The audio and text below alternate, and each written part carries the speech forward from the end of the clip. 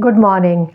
Today we are going to discuss the distinction between crime, tort and contract. Okay, what is crime? Crime is an act of commission or omission which is forbidden by law. Okay, the law which is commanding it or forbidding it. Okay, now when we say that crime is an act of commission and omission, means doing of an act can also be a crime and not doing of an act can also be a crime, because when you do it at that time law has forbidden you that you should not do it. Okay, and when you don't do it at that time law has commanded you to do it. That is crime. Okay, now what is tort? Tort is a civil wrong. Tortious liability will arise from a breach of a duty primarily fixed by law towards person generally, and it is redressable in a civil court by an action of unliquidated damages, that is compensation. Tort means something wrong, something twisted. Law has told you to do certain things and you don't do it. At that time some loss occurs to the other person, then the other person can file a civil case and get compensation. Okay, this is tort. And what is contract? Contract means two persons, two parties, competent parties. He must be major, sound mind and not disqualified by law. Two parties, they come together, there is an offer, there is an acceptance, there is a consideration, there is a legal object, isn't it? And there is free consent. The agreements which are there, the agreements are not declared as void. If some formalities are being mentioned by law, those formalities are being fulfilled, then a contract comes into an existence. In a simple way, what is a contract? An agreement which is enforceable in law is called as a contract. Okay, so we have seen here the definition of crime, tort and contract. Offer plus acceptance is equal to an agreement, is equal to a promise. Okay, agreement plus enforceability in law is contract. Tort is a civil wrong, okay, where the duties are fixed by law towards people, and when the rights are violated, when tort occurs, the aggrieved person can file a case in a civil court for getting compensation, and the amount of compensation is not fixed, that you demand it and the court will decide how much to give.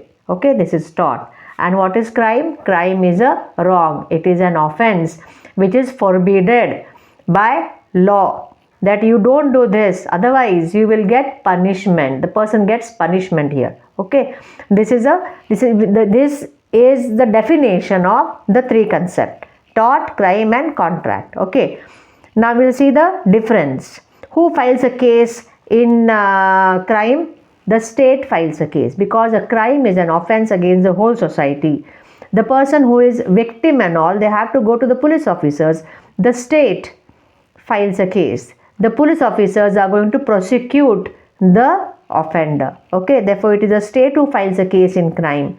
While in tort and in contract, here tort and contract, they are the similar aspect is there.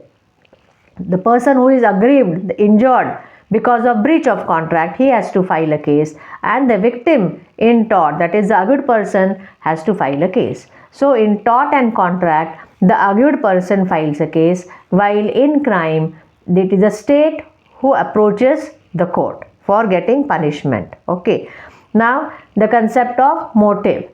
Whether motive is relevant in crime, then what we have seen, motive is irrelevant in crime.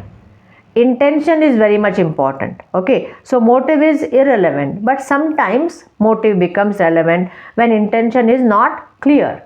Motive can be clue to intention. So motive is irrelevant in crime. In tort, motive is taken into consideration in certain type of torts. So you can't say that motive is irrelevant.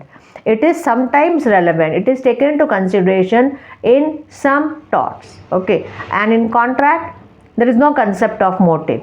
What is the motive of the contract? That you don't see. You see only the object of the contract, and that object should be legal. Okay, so motive is irrelevant in crime. Motive is taken into consideration in some torts, and motive is, there is no concept of motive in contract. Okay. Now intention. Intention is very much important in crime. Without intention, it will not be a crime. Actus non facit reum nisi mensit rea. An act itself will not be a crime unless intention to do that crime is there of the offender. So intention is very important in crime. And in tort, intention is not important. The wrong has occurred, the tortfeasor has done the tort, loss has taken place, you have to give compensation. Whether intention was there or not, that is not seen. So intention is not important in tort. And in contract, there is no concept of intention. What is your intention to enter into contract? Such a type of question is not asked by the contract law. Okay. So intention is very important in crime. It is not important in tort, and there is no concept of intention in contract. Okay.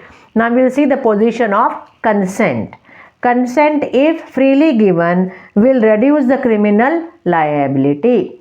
If consent is there, then it will reduce the criminal liability because the person had given the consent. Okay, but see, the consent should be free, and when it is been given, that is also very much important. It is an exception to crime. Okay, so consent, if freely given, will reduce the criminal liability. But if a consent is been given for an illegal act, for a crime, and the consent is given by a person of above 18 years of age, a major person, then that is going to reduce the liability. Like we have seen in murder and culpable homicide. It is an exception to murder, isn't it? When a person above 18 years of age gives a consent to cause the death of the person, in that case it will not be murder, but it will be culpable homicide. If a patient gives a consent for operation and the doctor operates with the help of that consent in a proper manner, not negligently, in a proper manner, then the doctor is not liable for that wrong, for the death of the patient, because the consent was given and he was also not negligent. So consent is an exception. Okay, it comes under general exception in crime. So consent, if freely given, will reduce the criminal liability.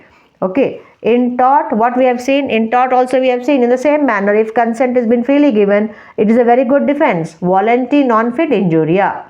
A person who voluntarily gives a consent for a legal act, not an illegal, for a legal act, then it is a good defense. The defendant will not be liable. What the defendant will tell? He will take the defense and tell the plaintiff had given the consent and the consent was free with the knowledge of everything. Okay. So consent is very much important. It is a good defense in tort. Okay.